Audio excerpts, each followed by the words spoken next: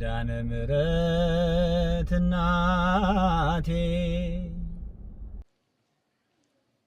ወገኖቼ አድነው የሚል መልአክ ቢገኝለት ስጋው እንደ ሕፃን ስጋ ይለመልማል፣ ወደ ጉብዝና ወራት ይመለሳል፣ ወደ እግዚአብሔርም ይጸልያል፣ እግዚአብሔርም ሞገስን ይሰጠዋል አላ። መልአክ ቢገኝለት ምን ይልለታል? ይራራለታል። ወገኖቼ ሁለተኛ ጽኑ እውነት ይዘን እንለፍ። እነሆ መልአካችን ይራራልናል። እነሆ ሚካኤል መልአካችሁ ይላል የቤተ ክርስቲያናችን መጽሐፍ። ነአ ሚካኤል መልአክክሙ፣ መልአካችሁ እኮ ይራራላችኋል። ክርስቲያኖች እየራራለት የሚለውን ቃል አያችሁ። ያኛው ጨከነበት፣ ከሺአን ደግ መልአክ ደግሞ ቢገኝለት ይራራለታል። ይሄን በምሳሌ ላስረዳችሁ። ትንቢተ ኢሳይያስ ምዕራፍ 6 ላይ ልሰዳችሁ። ነቢዩ ኢሳይያስ ንጉሥ ኦዚያን በነገሰበት ዘመን የንጉሱን ስህተት ሳይናገር ዝም ብሎ ይኖር ነበረ። በጸጥታ ሳይገስጸው ሳይነግረው ተው ሳይለው ይኖር ነበረ። እግዚአብሔር በዚያ ያዘነበትና በለምጽ ቀጣው ነቢዩ ኢሳይያስ። ንጉሥ ኦዚያን ሞተ። እግዚአብሔርን ከፍ ባለ ዙፋን ላይ አየሁት አለ። ወገኖቼ ጨካኞች ይሞታሉ። ርኅራኄ የሌላቸው አላውያን ነገሥታት ያልፋሉ። አረመኔዎችም ይሄዳሉ። እንዳትጠራጠሩ፣ ገዳዮችም ይሞታሉ። እነ ኦዚያን ያልፋሉ። የማያልፈው የንጉሱ የእግዚአብሔር ዙፋን ብቻ ነው። ከፍ ሲል ያየው እግዚአብሔርን ነው በዙፋኑ። ዝም ያላችሁ፣ የማትገስጹ፣ እውነት የማትናገሩ፣ ግፈኞች ዳፍ የማታዘጉ፣ ቀን እስኪያልፍ ብላችሁ ዝም የምትሉ፣ ሐሰትን ሐሰት እውነቱን እውነት ከማለት የምትደበቁ ግድ የላችሁም። ግፈኞች ያልፋሉ፣ ሴረኞች ያልፋሉ፣ ተንኮለኞች ያልፋሉ። ትላንትም ዛሬም ለስከ ዘላለሙ ማልፈው ንጉሱ ኢየሱስ ክርስቶስ ብቻ ነው። ሲያየው ደነገጠ፣ የፈራው አለፈ፣ ጭራሽ አላሰበው አለ። ያን ጊዜ ነብዩ ኢሳይያስ ወዮ እግዚአብሔርን ከፍ ባለ ዙፋን ላይ አይቼዋለሁና ፈራሁ አለ። ከንፈሮቼ ረከሱብኝ፣ ከንፈሮቻቸው በረከሱባቸው ሰዎች መካከል ምኖር ወዮ አለ፣ አለቀሰ። ወገኖቼ ማልቀስ ጀምረን ይሆን በዚህ ዘመን? ከማልቀስ በቀር ምን ማምለጫ አለ? ወዮ ከማለት ሌላ ምን ፌሽታ አለ? አለቀሰ። ያን ጊዜ ይላል ከሱራፌል መላእክት አንዱ ሱራፊ እየበረረ ወደኔ መጣ አለ። እግዚአብሔር ሂድ አላለው። ለቅሶውን ሲያየው አላስቻለው። አንድ መልአክ እኮ ነው። በጉጠት ፍም ያዘና እየበረረ ወደ ነብዩ ወደ ኢሳይያስ ገሰገሰላችኋ። ምን አርጎለት? እንባውን ሲያየው አላስቻለውማ። ለቅሶውን ሲያየው አላስቻለውማ። ራራለትና መልአኩ እየበረረ መጣለታ። እየበረረ ይምጣልንማ። በዚህ ዘመን እንባችንን እየበረረ መጥቶ ያብስል። ይራሩልናል ያልኳችሁ እኮ ለዚህ ነው። በባህሪ አይዛመደው፣ በቦታ አይቀራረበው። ሲያለቅስ ግን ሲያየው ወዮ ብሎ ሲጸጸት ሲያየው ግን አላስቻለውም። በሮ መጣና ከንፈሮቹን ነካካለት። በቃ ምንድነው የሚያሳየን? መላእክት አይችሉም እኛ ስንጎዳ ስናዝን አይችሉ። በረው ይመጣሉ፣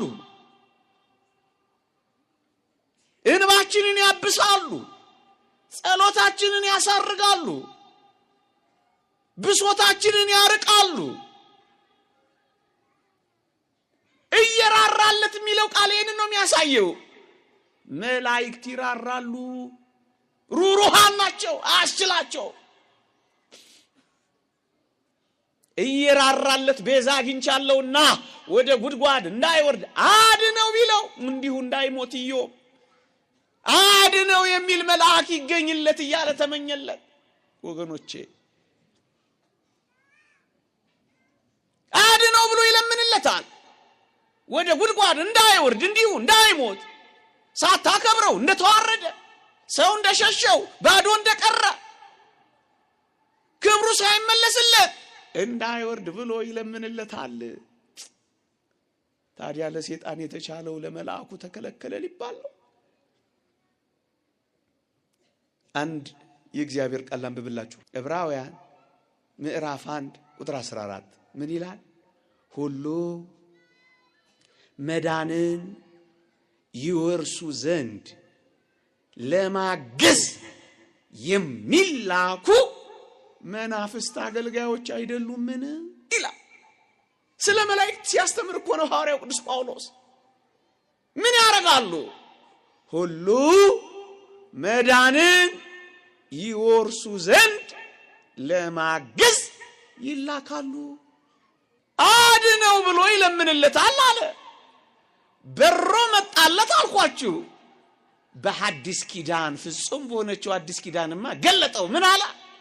ሁሉ መዳንን ይወርሱ ዘንድ ለማገዝ የሚላኩ ናቸው አለ። መላእክት መዳናችንን እንድንወርስ የሚያግዙን ናቸው። ኦርቶዶክሳውያን መልአክ አያስፈልገኝም እንዴት ትላለህ? መዳንህን እንድትወርስ የሚያግዝህ ከሆነ ያስፈልጋል አያስፈልግህም? ግልጽ የእግዚአብሔር ቃል እኮ ነው የማይታበል። ለመዳንህማ መልአክ ያስፈልጋል። ይኸው ሁሉ መዳንን ይወርሱ ዘንድ ለማገዝ መዳናችንን እንድንወርስ መዳናችንን እንድንፈጽም መንግሥተ ሰማያት እንድንገባ ያግዙና ይረዱና ይደግፉናል። ጄሮም የተባለ የቤተ ክርስቲያናችን ሊቅ ትንቢተ ኢሳይያስን ሲተረጎም ምን አለ? ክርስቲያኖች በጸሎት ሲቆሙ አለ መልአካቸው አብሮ አጠገባቸው ይቆማል። እጆቻቸውን ሲዘረጉ አብሮ ይዘረጋል። ማረን ሲሉ ማራቸው ይላል፣ ያግዝሃል። ይሄንን እኮ ነው የሚለው።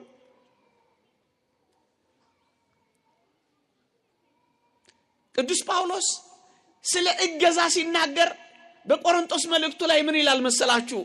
አብራችሁ በጸሎት ስትረዱን ይላል። ወገኖቼ እርዳታቸው በምንድን ነው? አድነው ብለው በመለመን ነው።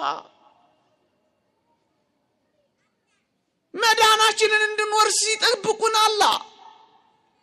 ይህን የእግዚአብሔር ቃል ማን ሊክድ ይችላል?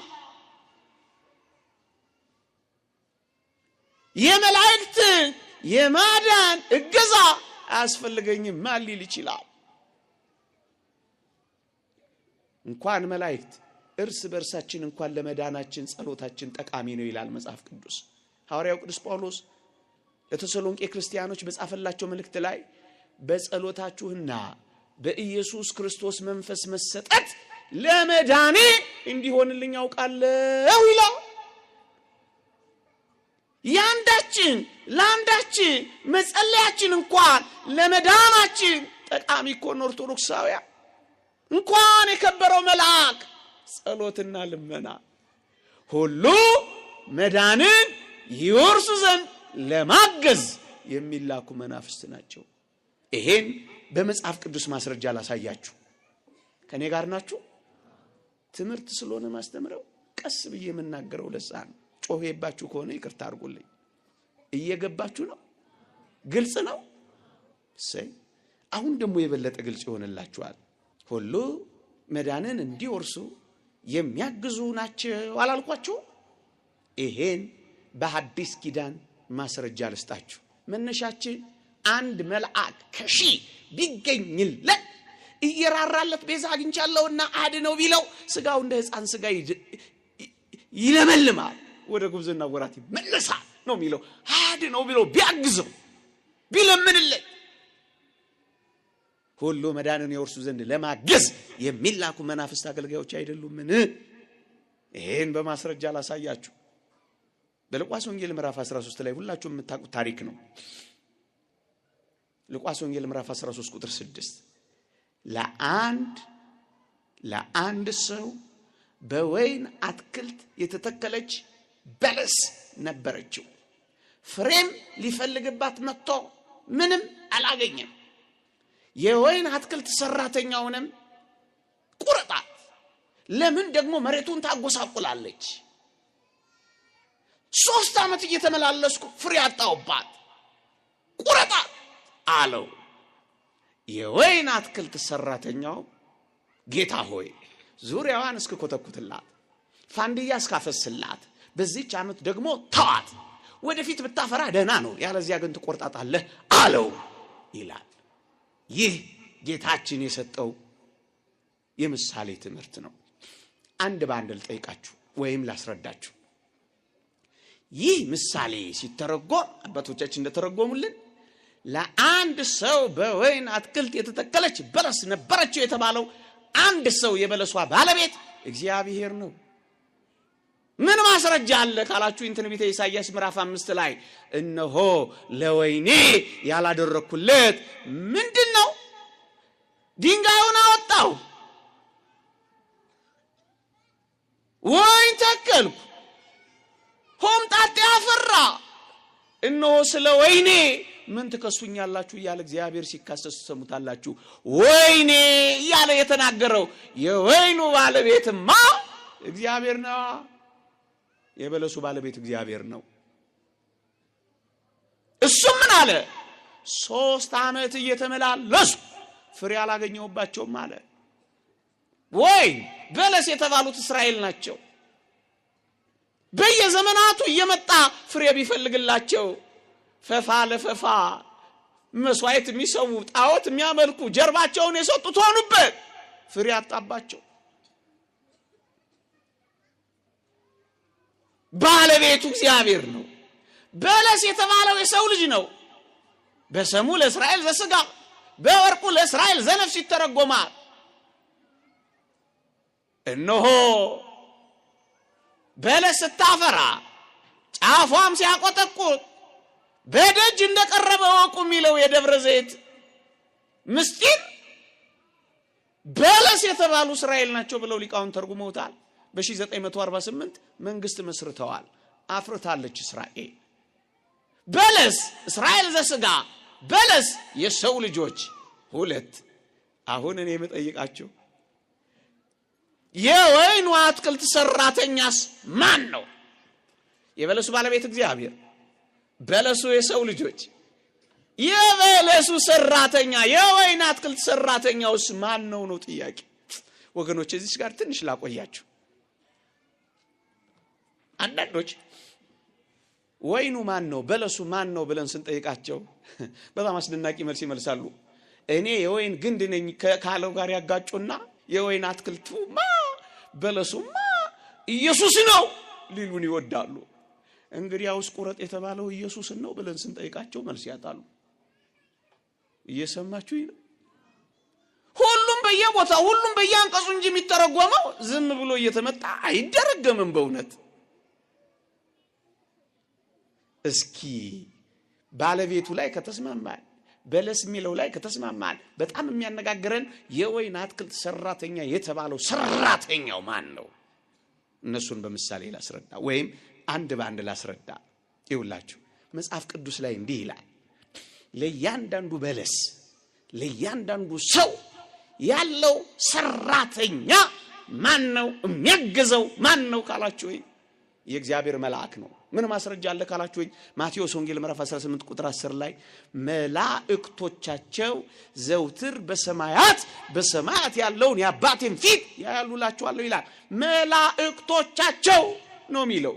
ሁለተኛ በእስራኤል ዘንድ ጠባቂያቸው የነበረ በለስ ወይን የተባሉ እስራኤል ከነበሩ የሰው ልጆች ከሆኑ የእስራኤል ጠባቂ ተብሎ ይጠቀስ የነበረው ማን ነው ካላችሁኝ ላንብብላችሁ በሞቴ በመንገዴ ኦሪት ዘጸአት ምዕራፍ 23 ቁጥር 20 ላይ በመንገዴ ይጠብቅ ዘንድ ወደ አዘጋጀሁትም ስፍራ ያገባ ዘንድ እነሆ እኔ መልአኬን በፊትህ እሰዳለሁ ይላል። ሁለተኛ ቀደም በጠቀስኩላችሁ ጋር ሁሉ መዳንን የወርሱ ዘንድ ለማገዝ ይልላችኋል። ይሄን ያዙና በመንገዴ ይጠብቅ ዘንድ ወደ አዘጋጀሁትም ስፍራ ያገባ ዘንድ መልአኬን እልካለሁ አለ። መልአክ ሁለት። ሶስተኛ ማስረጃ ምን እንዳለ ታስታውሳላችሁ?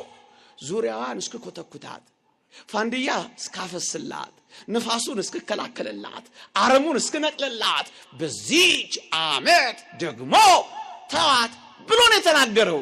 እገዛ ነው እገዛ አይደለም። ዙሪያዋን እስከኮተኩተለት ፋንድያ እስካፈስላት ማለት እኮ ፍሬ እስክታፈራ ምን ላርጋት ነው? ልርዳት አይደለም?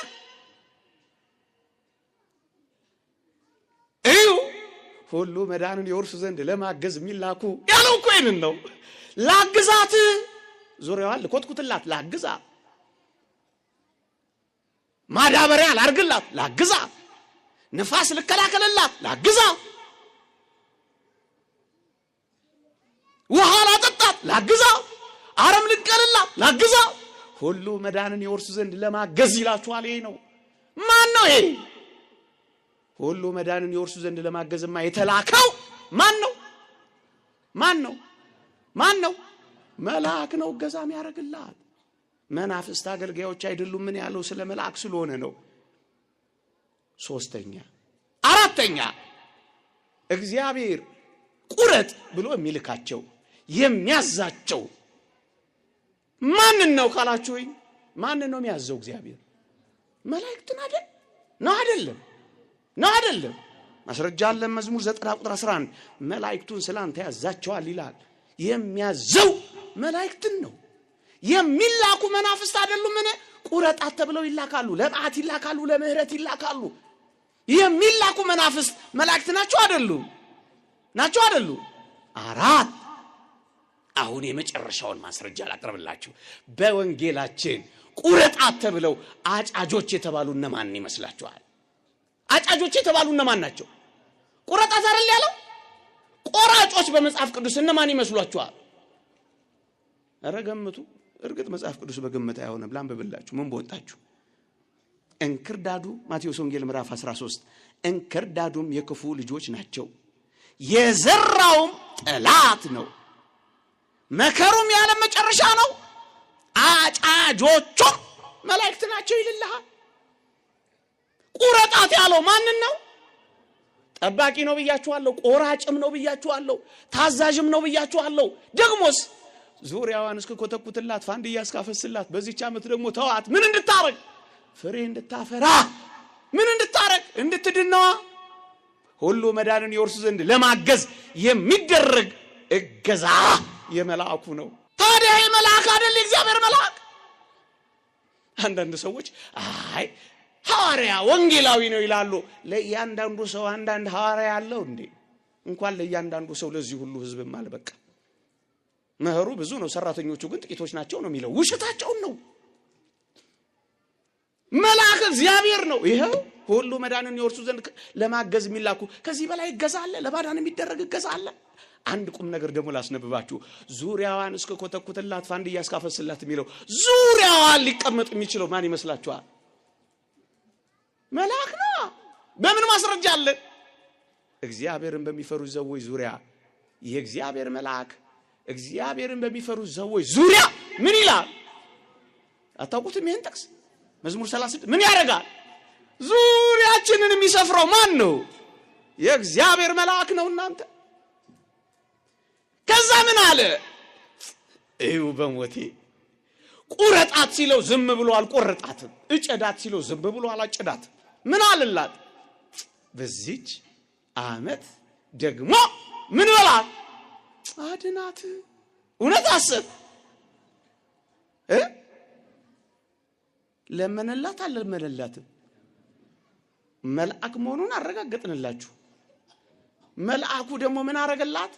በዚች ዓመት ደግሞ ተዋት፣ ሁሉ መዳንን ይወርሱ ዘንድ ለማገዝ የሚላኩ ምኖች ናቸው? መላእክት ናቸው። መናፍስት አገልጋዮች አይደሉም። ምን